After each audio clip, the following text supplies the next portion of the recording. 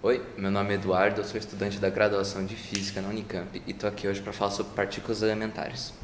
Como foi mencionado pelo nosso professor Pedro Arantes na animação, quando falamos de partículas subatômicas, isso é, partículas menores que o átomo, estamos quase sempre falando de partículas elementares.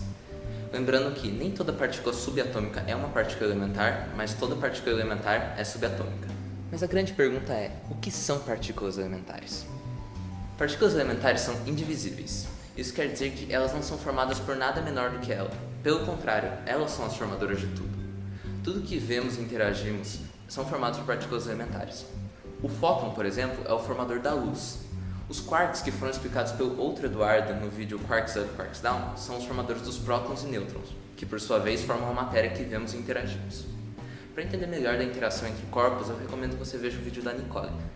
Podemos ficar aqui falando o dia inteiro, afinal, existem cerca de 61 partículas elementares que a humanidade descobriu até hoje. Assim como as leis de Newton descrevem os acontecimentos do nosso dia a dia, como por que dói se batemos numa parede ou por que nós podemos andar, o mundo microscópico das partículas elementares também precisa de regras e leis que descrevam seus acontecimentos. E é aí que entra a mecânica quântica e o modelo padrão de partículas.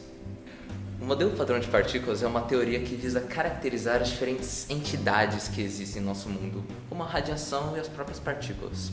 O modelo padrão divide as partículas em dois grandes grupos, os bósons e os férmions. Os férmions são partículas que se caracterizam por, se tivermos dois férmions idênticos, eles não poderão ocupar o mesmo estado quântico simultaneamente. Eles são compostos pelos quarks e leptons. Já os bósons, diferente dos férmions, eles podem ocupar o mesmo estado quântico independente de quantos bósons estivermos pensando. Eles são compostos pelos gluons, fótons, bósons ZW e o bóson de Higgs. A grande diferença dos bósons para os férmions, além da que já foi citada, é que os férmions são partículas de carga e massa elétrica que interagem entre si. Já os bósons são os mediadores dessa interação. Por exemplo, vamos imaginar uma situação de repulsão elétrica.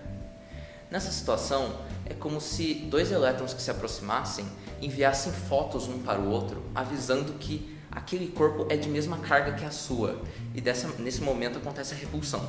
O mesmo mecanismo se aplica para a atração elétrica, só que nesse caso corpos de diferentes cargas vão se atrair.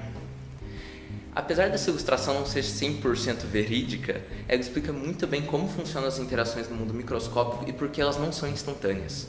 Eu não vou falar aqui sobre a mecânica quântica porque não é o foco do episódio, mas quem sabe em um episódio futuro. Aqui eu vou me concentrar no modelo padrão de partículas. Dentro da comunidade científica, ele se mostrou muito preciso durante boa parte de sua existência. Sua última previsão experimentalmente comprovada foi o bóson de Higgs em 2013.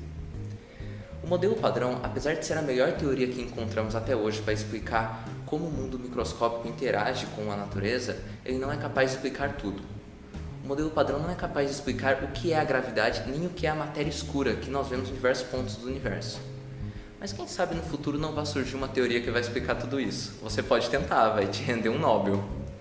Se você tem interesse pelo assunto, eu recomendo a leitura do livro 7 breves lições da física, do físico italiano Carlos Rovelli. É um livro de fácil leitura que discute vários pontos importantes da física ao longo da história. Recomendo também a leitura do livro Sobre o Discreto Charme das Partículas Elementares, da física Maria Cristina Battoni Abdalla. Um excelente livro que explica de maneira muito simples e bem didática a história das partículas elementares. Também recomendo a leitura do livro Alice no País do Quantum, do escritor Robert Gilbert. E é claro, recomendo que continue acompanhando o Anima Física. Até a próxima! Qualquer dúvida ou observação, deixe na caixa de comentários.